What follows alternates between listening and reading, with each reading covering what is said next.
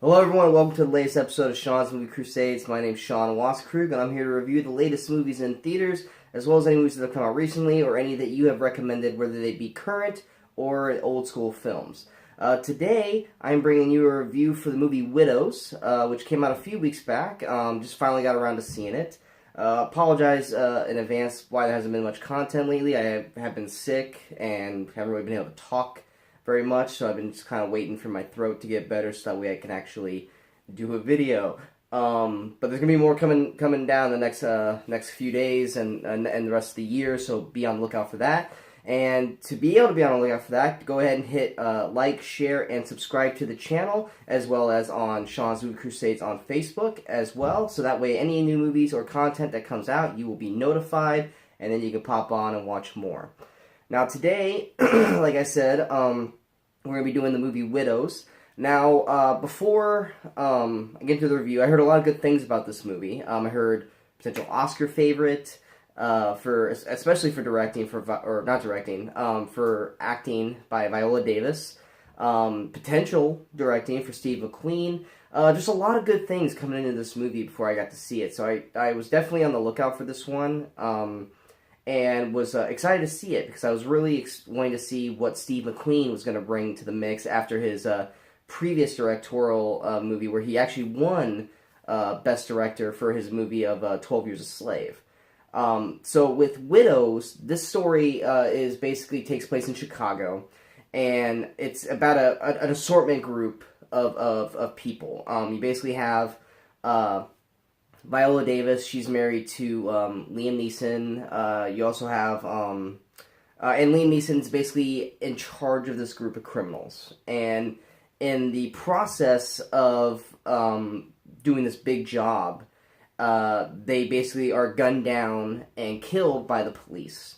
And the problem with that is that the people that they stole the money from knew that it was Liam Neeson's character, who is Henry Rollins in the movie. They know that Henry did it, and I think it's $200 million is what they stole. And so they basically come to Viola Davis and basically say, "You're now going to collect his debt, and you have a month to give me back $2 million, or basically you're dead." And so Viola Davis then takes upon herself to basically find the other widows from the guys that were on the team with Henry, and kind of basically bring them together to do another heist, so that way they can try to make the money. And then you also have another subplot of the gentleman whose money Henry took. He's Jamal Manning, played by Brian Tyree Henry, and basically he's running for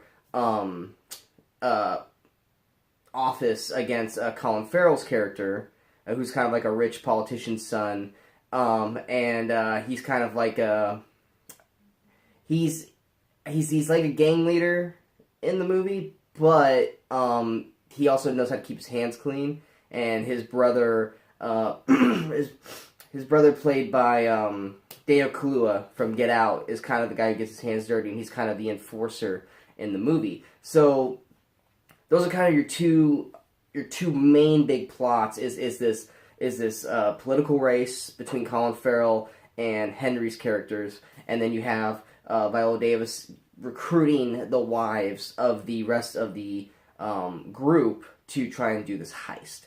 And basically, they're just kind of lined up perpendicular as it leads up to this month that she's got to collect all this money. And that's basically what Widows is in a sense.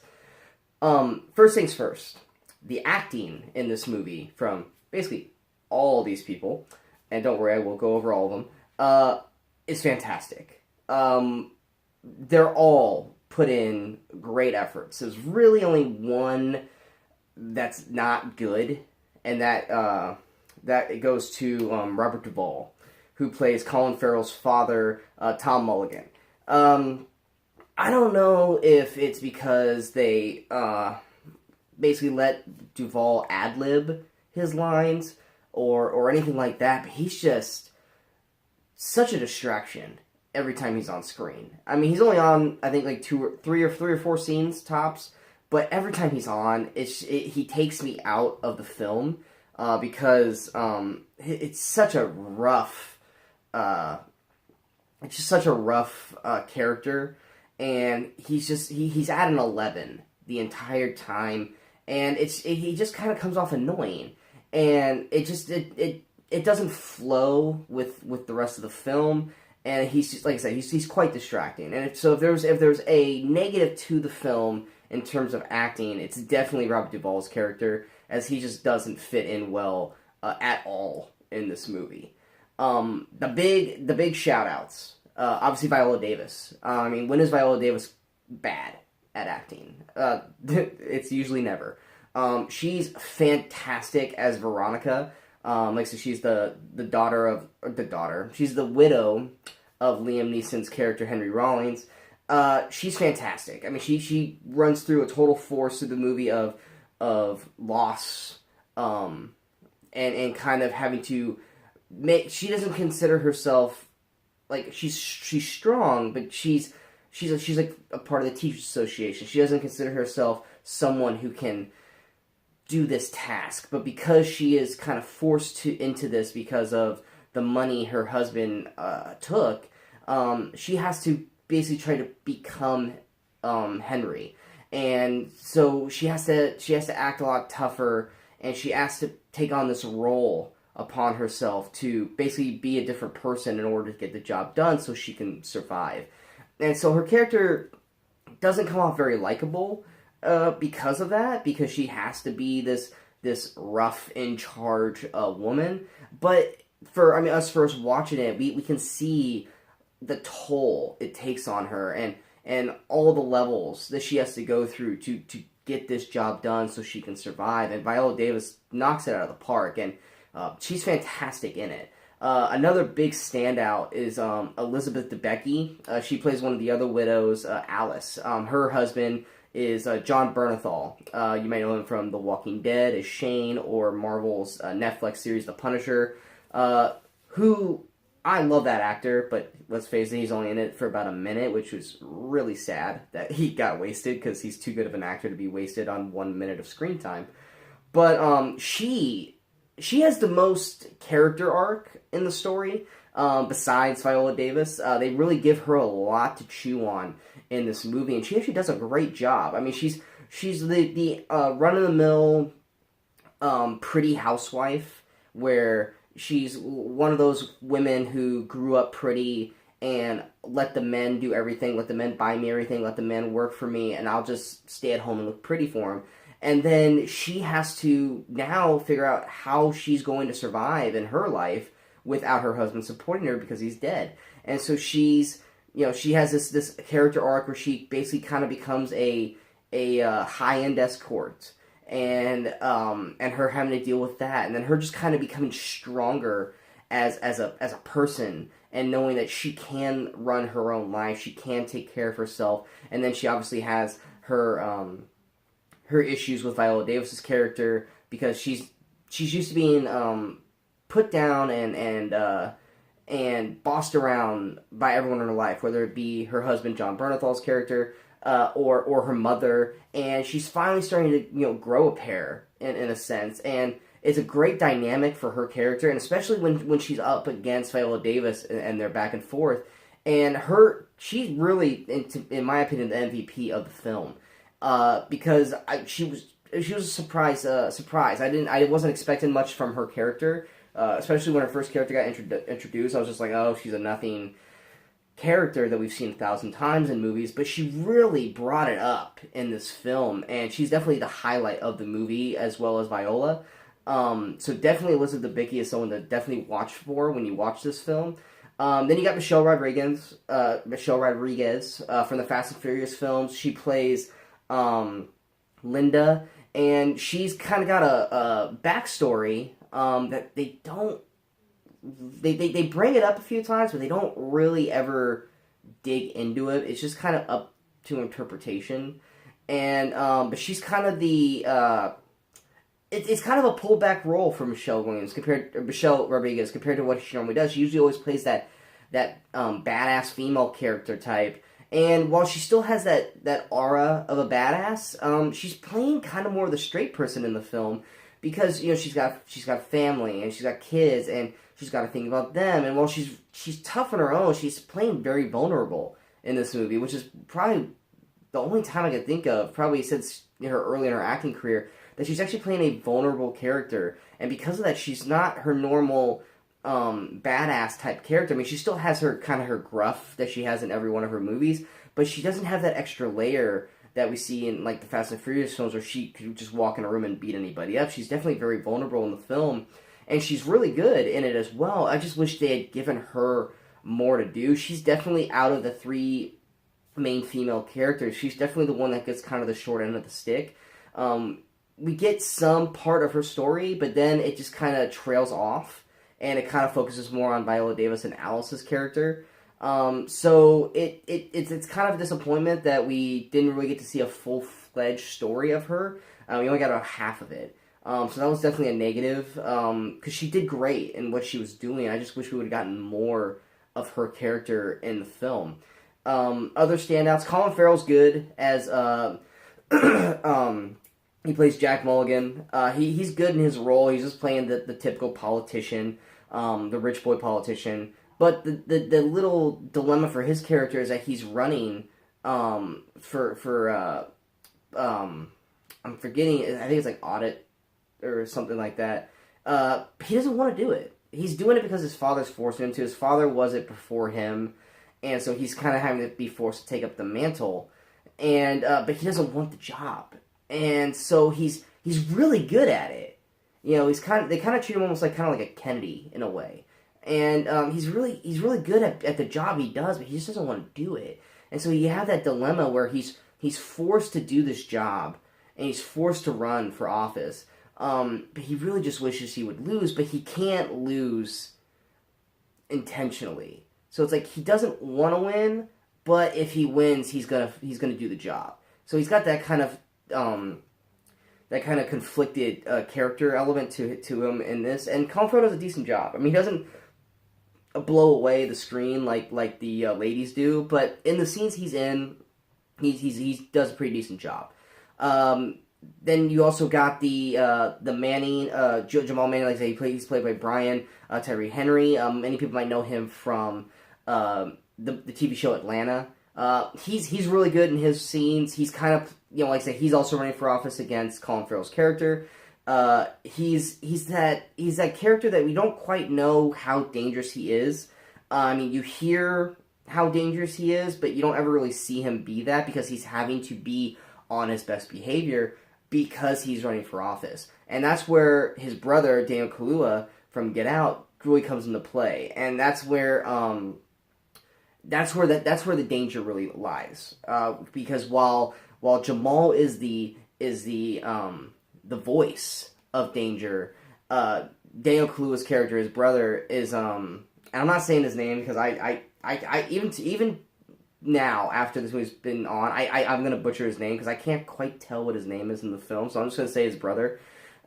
He's the scary one. He's that one that's quiet, and you just don't know when he's going to snap. And he's just that shark in the room that you just see swimming, and you're just waiting for him to attack. You don't know when, you just know he's going to, and you don't know how he's going to, but you know it's coming. And he has that aura about him in the film.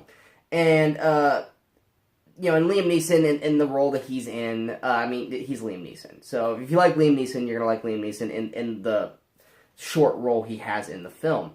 Carrie Coons is in the film as well. But ultimately she's wasted in the film, which is really sad because Carrie Coons is easily one of the best up-and-coming actresses going around. I mean, she's been phenomenal in Fargo, The Leftovers, countless other shows and movies that she's been. Gone Girl, that's another one. She's been great, and I was real excited when I saw that she was going to be in this movie, but she's ultimately not used at all, which kind of made me wonder why she was in the movie in the first place. But she was greatly wasted, and that was really a negative thing for me. And that's kind of the situation that's going on with the film overall. If I could describe this movie in one way, is, and I don't know if any of you people know this, remember this or not, but it's kind of like a guy who's, you ever see those jugglers in the circus or on like shows where they have like these sticks in the ground and they got plates and they're spinning the plates and then they bring up another one, they spin another one, and they got to keep them spinning so they don't fall down. That's kind of what this movie feels like for director Steve McQueen. He just has way too many plates spinning, and he spends too much time on some, and he forgets about others. There's just way too much story and way too much plot going on in this movie that are not getting their share, to the point that they just fall by the wayside. Like Carrie Coon's character, like Michelle Rodriguez's character arc for her character as Linda, the political race that's going on between Jamal Manning and Jack Mulligan. It's happening, but it just seems like a lot of jumbled mess. The main story is supposed to be about the heist between the females, and you would think that, like most films, it's going to be about them getting together. They're going to have conflictions because they don't know each other, and then they're going to have to work to come together as a group and a team. You got to see them practice and train, so that way they can get this heist done, because it's a heist, and their husbands were professionals at it, and they aren't. And you're thinking that it's going to be this whole movie where they're going to, kind of almost like and I've heard the description of this is like a female Heat. No, it's not. It's absolutely not a female Heat. But you're expecting all this kind of build up to this heist, and it's just not there. I mean, there's build up, but there's no real training going into this for the females. They just kind of go into the heist. So at the end of the movie, when the heist finally happens, first off, the heist is like 5-10 minutes long. It's not even that hard of a job to do, but it's like, frankly, the way they treat it, it's no different than as if you or I was going to do this heist. There's no level of difficulty for these girls to do this. I mean, they literally just, and they bring on, what's her name? I almost forgot about her, another great actress in the film. I gotta find her real quick, because she popped up in the movie halfway through. Apologies real quick while I'm trying to find her. I know she's in the poster behind me, but her name's not there, so I want to make sure I get it right. Where is she? Cynthia Erivo. I might have said that name wrong. She plays Belle. She's just a woman who shows up halfway through the film because she babysits Linda's kids, and and they need a driver because their previous driver, played by Garrett Hudlin. Is it Garrett Hudlin? Pretty sure it's Garrett Hudlin.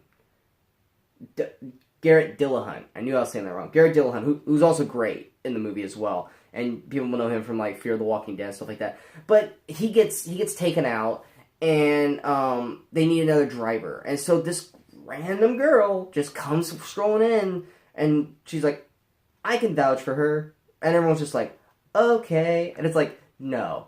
It's like, if you're doing a big heist, you need people you can trust. And this random girl just shows up, and she's probably the most qualified out of all of them, based on how the movie portrays her. But it's just that's the thing. It's just there's not enough story. There's too much story going on with all these different. You have the Mulligans storyline. You've got the Manning storyline. You've got the political race storyline. You've got Viola's storyline. You've got Alice's storyline. You've got Linda's storyline. It's just, there's too much. There's just way too much. And the problem is that there's all this madness going on, and they just need to zero in and focus on the film. And it's just, there's just, like I said, too many plates. There's too many plates, and it doesn't get all tied up in a little bow. And because of that, a lot of the movie is left to interpretations. Certain things don't get a finishing point. And by the end of the movie, you're like, well, what happened with this person? We don't get an answer.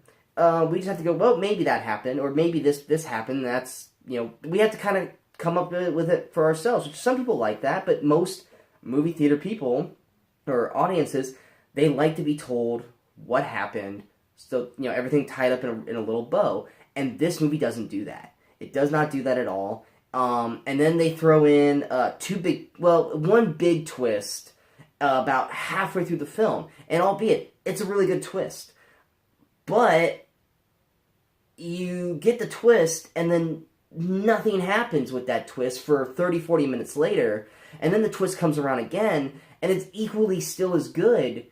But if you're going to give me the same twist at the end of the film, why did you give it to me 30 minutes earlier, where basically it was more like they're running in place and they just needed something to jolt the audience of the movie to keep them invested for the rest of the film. And that's what that twist does, because you're expecting this twist to have some huge situation that can happen later in the film, and it does. But the problem is that if you were to take this twist that they put in the first half of the film out, the movie would still go the exact same way with the same twist at the end of the film, and it would probably have been stronger at the end of the movie where it was if we had not already seen that twist in the very beginning, and if that makes any sense at all. And so you gave us the same twist twice, and they both were good, but because you gave it to us 30 minutes prior, the second half of it,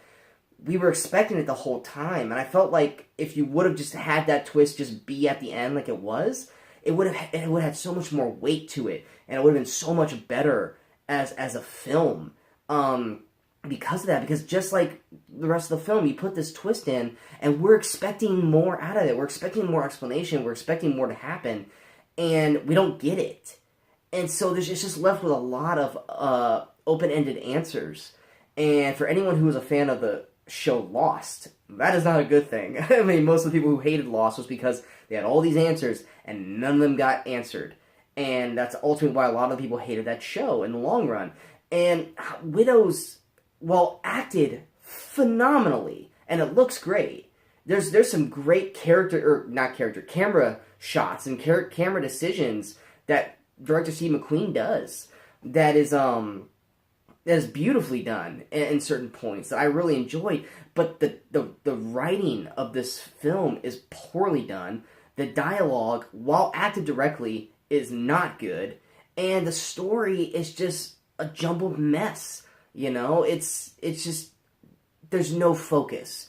And then when they do focus, it's kind of done real quick to be moved along so they can go to whatever they want to do next. And that's basically the overall issue with the film. It's very well acted. If you want to see fantastic acting, minus Robert Duvall, then yes, I recommend seeing Widows. But if you're looking for a movie that's supposed to be a phenomenal film, especially what it's getting reviewed, because I think it's like in the 89 or low 90s on Rotten Tomato, that's not this movie. It's a jumbled mess. It's left very open-ended.